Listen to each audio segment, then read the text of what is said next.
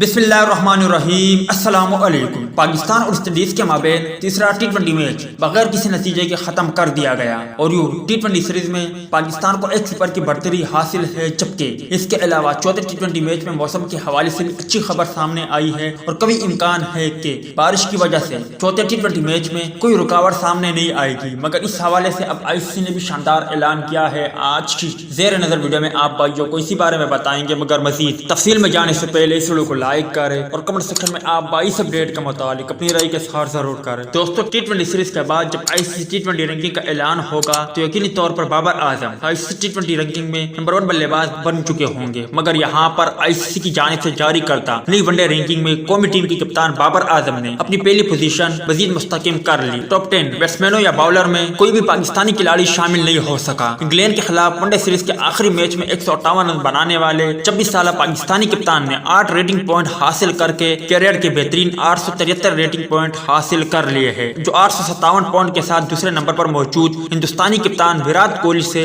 16 point ज्यादा है। Rohit Sharma 825 rating point के साथ तीसरे नंबर पर मौजूद है। और जब ICC टी20 रैंकिंग का ऐलान होगा तो यकीनी तौर पर ICC टी20 रैंकिंग में भी बाबर आजम नंबर 1 बल्लेबाज बन जाएंगे। उम्मीद है दोस्तों कि आज के मुख्तसर वीडियो भी आप भाइयों को पसंद आई होगी।